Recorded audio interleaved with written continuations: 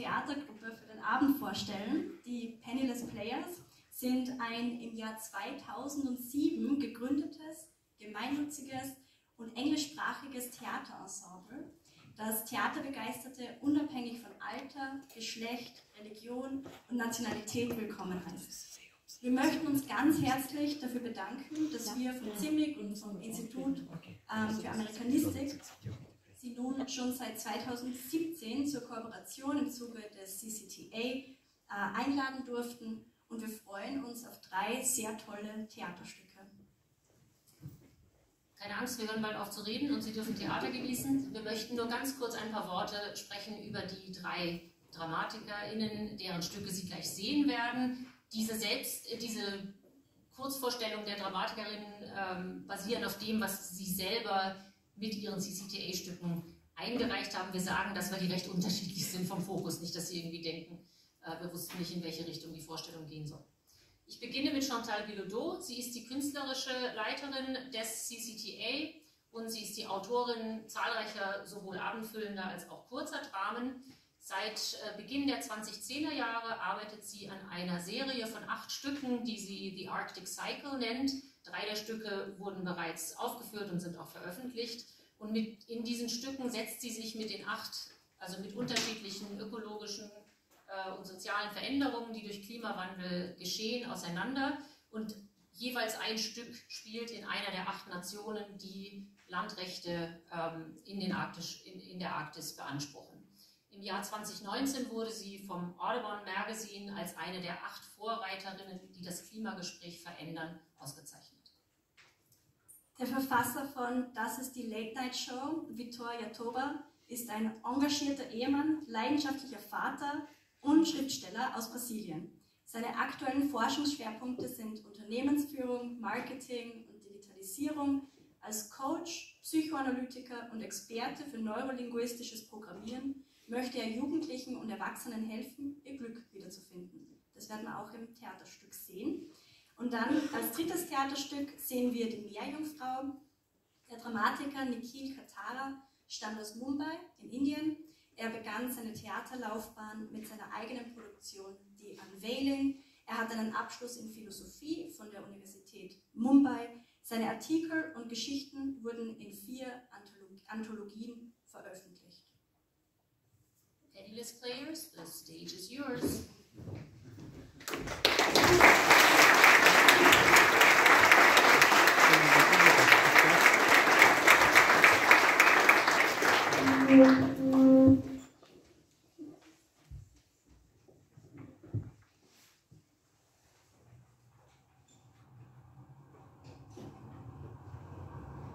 Come on, you have to see this. Tell us. No, I'm going to show you.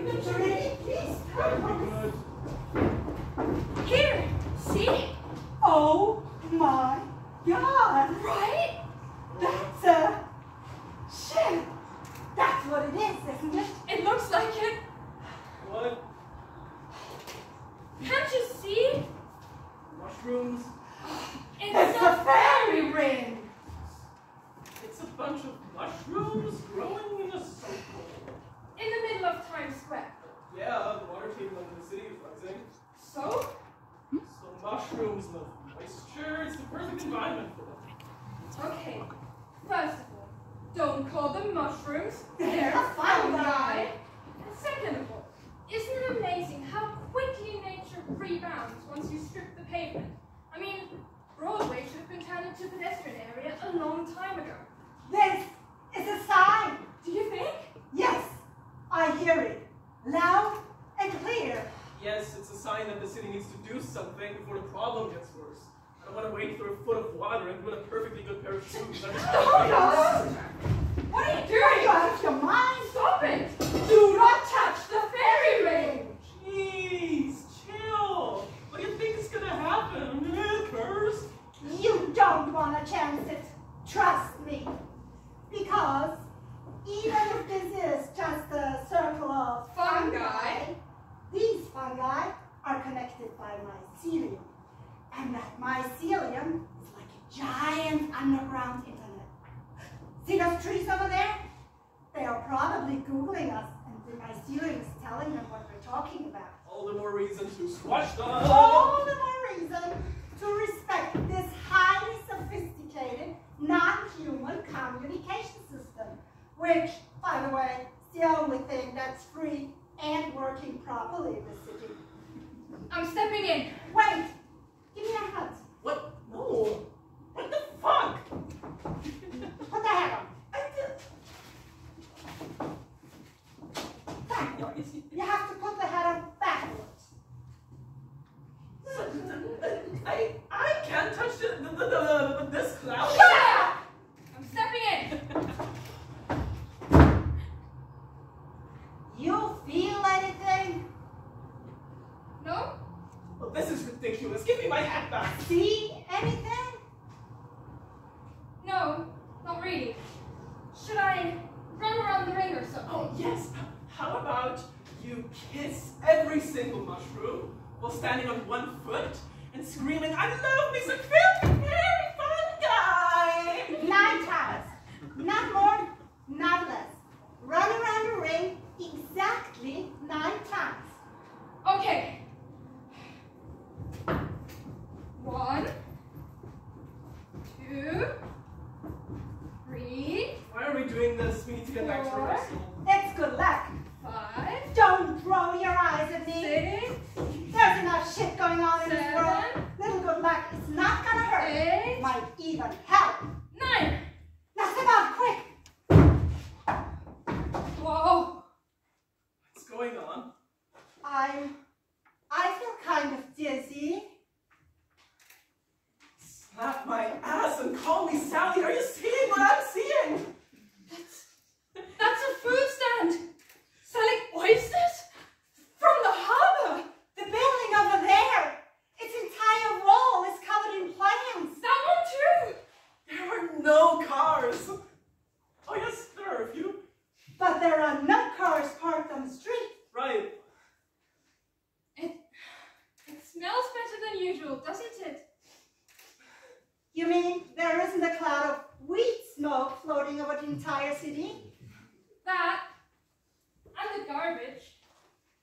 Look, that's kale growing up the corner. Some of the buildings have solar windows. People look happy or happier. It's beautiful. Yes. So beautiful. Wait, what? No! Oh. Where did it go? Come back! Well, that was crazy. I'm stepping back. No! But what if we It's just as much magic as I can handle in one day. And the second time might not be so lucky. But it was so nice. I know. It was wonderful. What if... I mean, I know it takes time, but what if we just... You mean, you think whether it's possible to... Good question. I guess. I don't know. But Maybe? Well, we saw it. we did. And, you know, now I'll never be able to look at a circle of mushrooms. Fungi. Fungi. Circle of fungi. In the same way ever again. That's a step forward, isn't it? And maybe that's the kind of magic we need.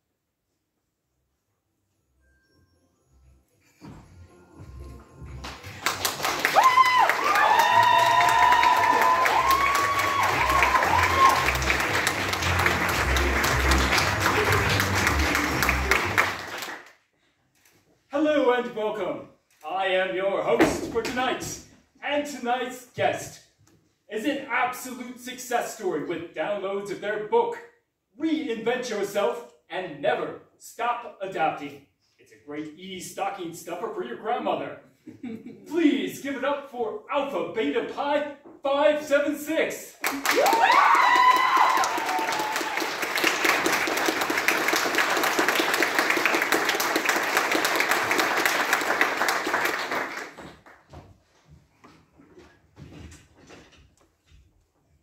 So how is life after all of this success?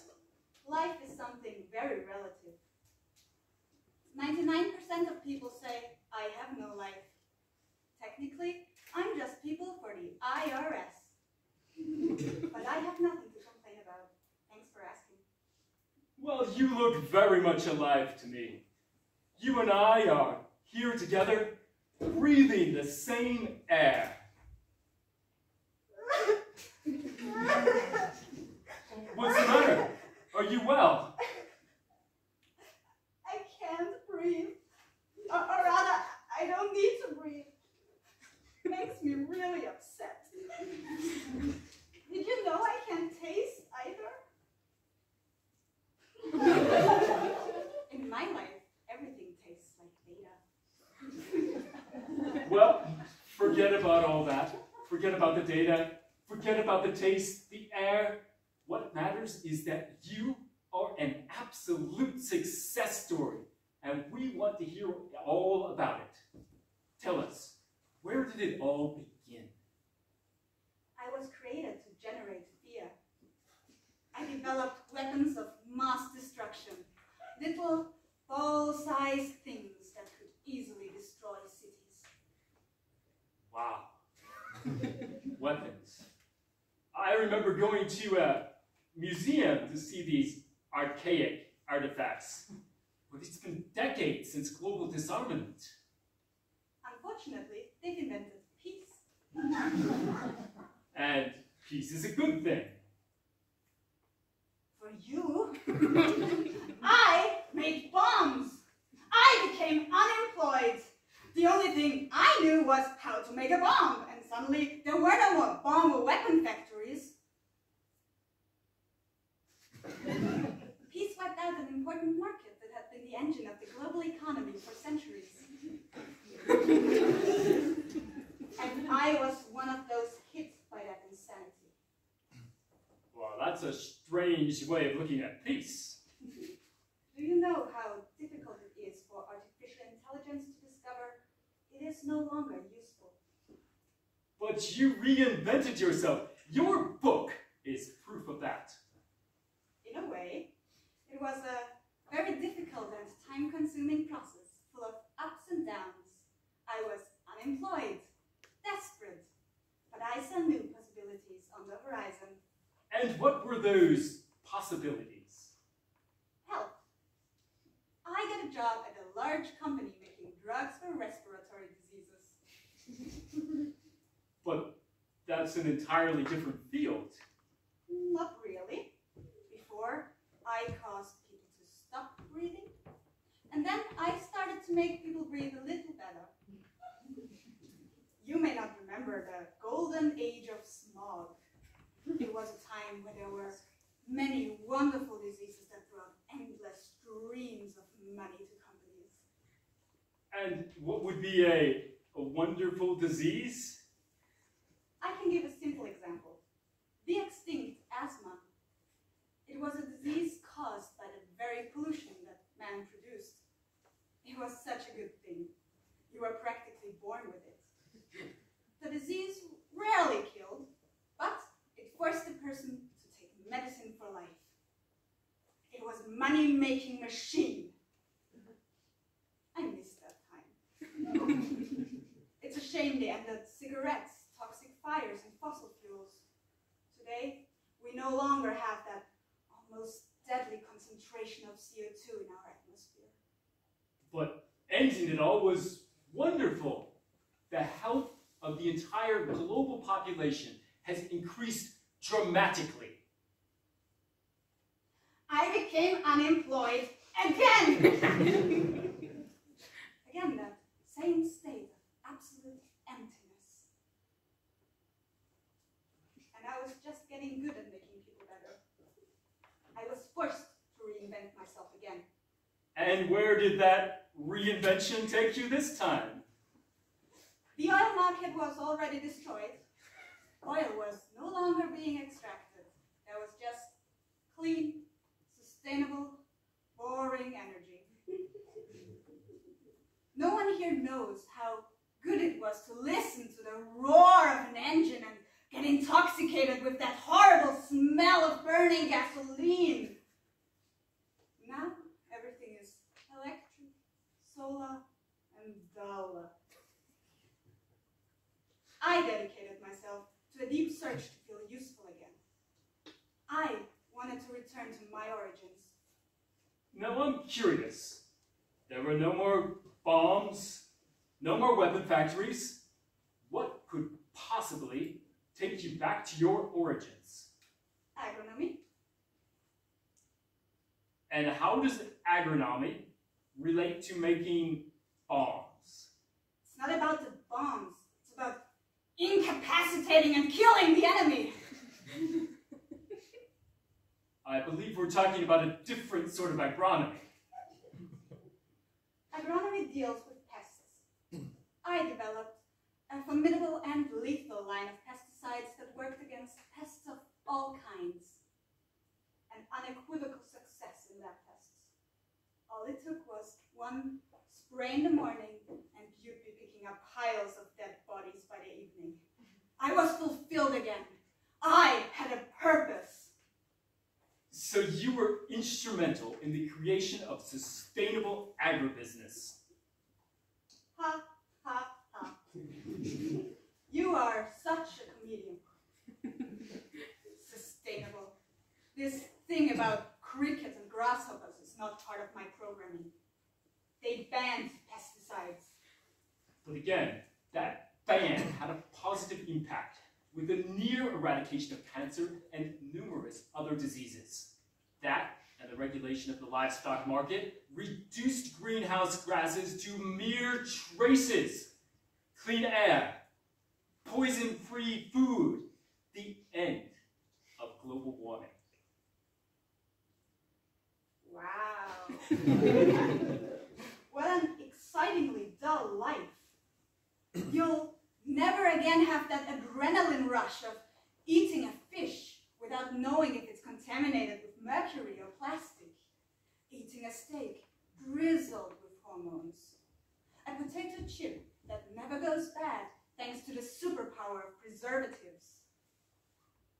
Clean water. Clean air. You are describing the world as it should have been from the very beginning. But it has been an evolution. And speaking of evolution, reinvention, and adaptation, after agronomy, did you finally get to your book? I had nothing else to do.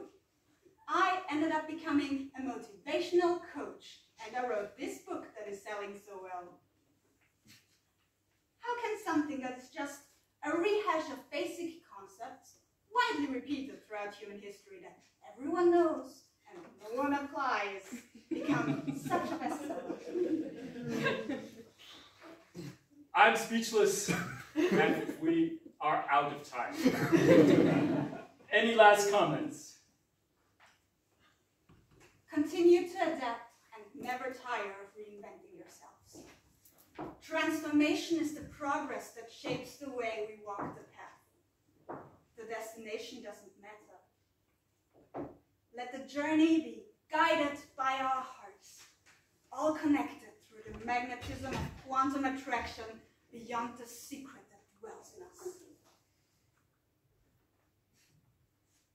Thank you, and Merry Christmas.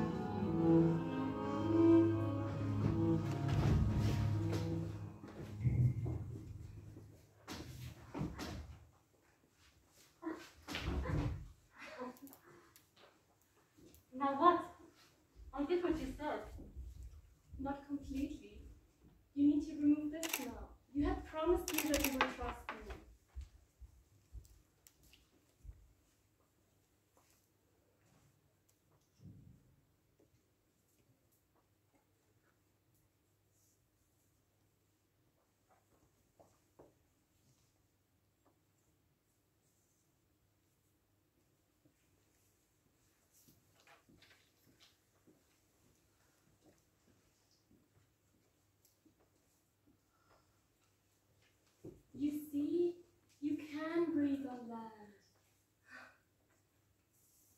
I can't believe it. So that is not an organ, and that is what you need to know. What else did you want to tell me? Tell me quickly, I need to go back to my farm. Don't you want to know the truth now? Or are you happy living in your water world? Tell me.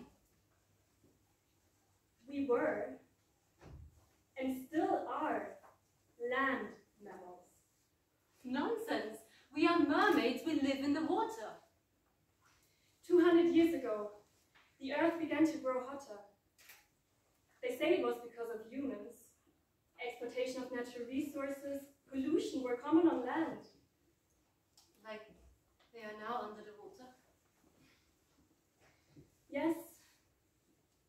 The heat got so high that it was impossible to live on land. But the leaders then had dismissed this.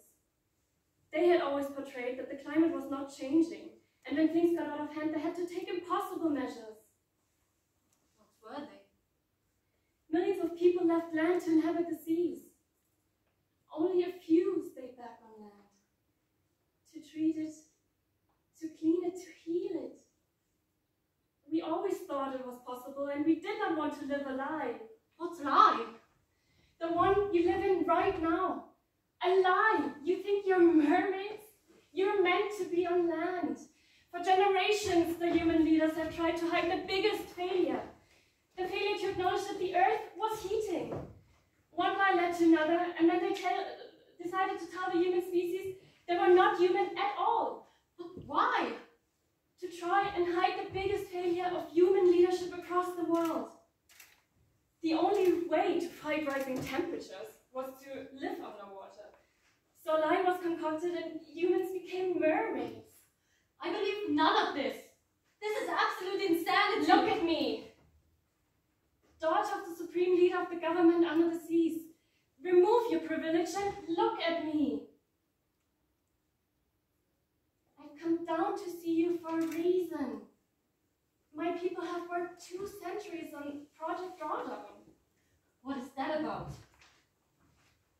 Drawdown is the point in time when levels of greenhouse gases stop climbing and start to steadily decline. I've come to tell you we have reached that point. Why are you telling me this? You should tell my father. When millions migrated to the seas, emissions got down to 0. My people worked on uplifting nature's carbon cycle, and most importantly, we created a just and equal society. Your father is the leader now, and he will try his level best to hide this reality. My father is an honest man. Right. Did you know he comes and walks on land often? Did you know he takes off his breathing device and breathes this air? Did you know that his soldiers come and... No, I didn't know. But now I want to know what you want from me. Convince him. Tell him to get the people back on land. Most of the ocean has been dead since the time humans entered it, lived in it, and polluted it. It needs time to heal, just like the land got time to heal. But this time, we want people to know the truth. When they come back to land, they need to learn the new ways. What are these ways? Let me show you.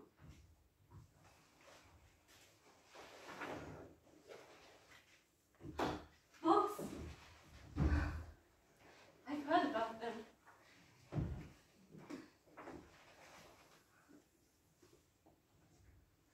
These books will give you an idea of the ways. If we live by this truth, everyone can survive. Frankly, I don't know what to believe in anymore. How do I know what is the truth if my entire life until now was a lie? What do I trust?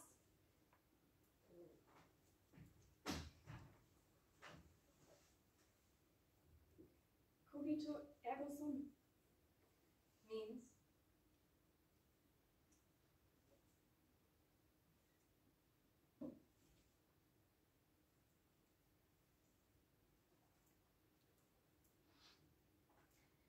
I feel that it is necessary to know what doubt is, and what thought is, what existence is, before we can be fully persuaded by this reasoning.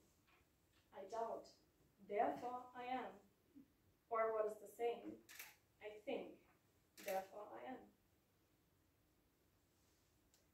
Cogito ergo sum.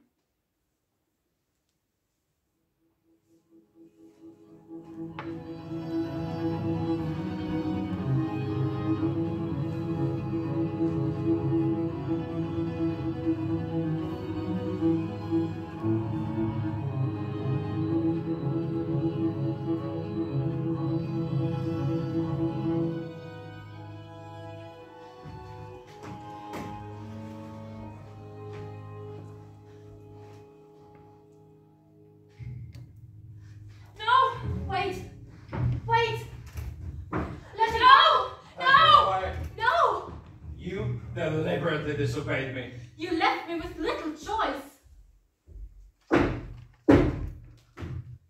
You must remember, apart from being your father, I am also your supreme leader.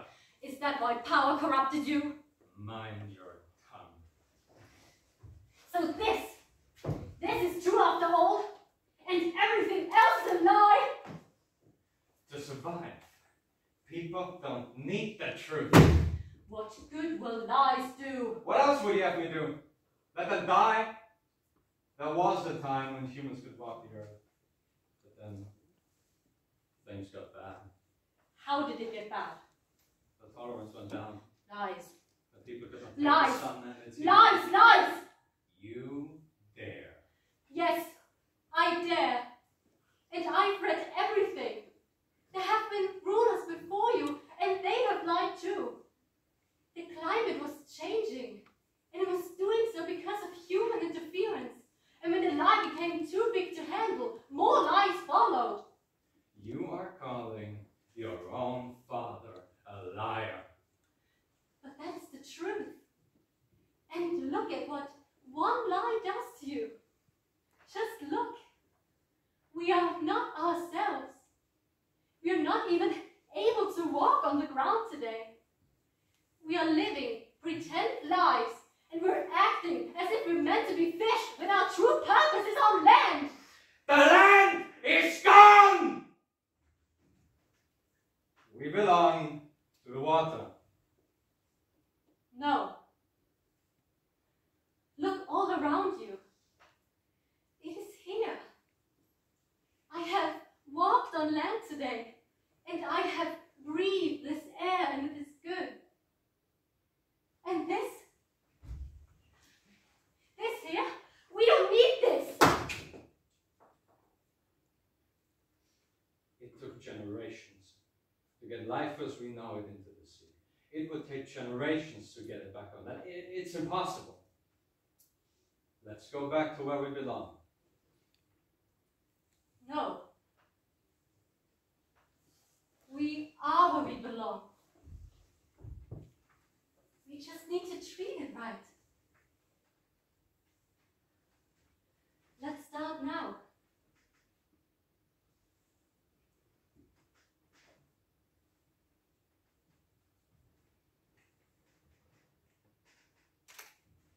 All good things must begin.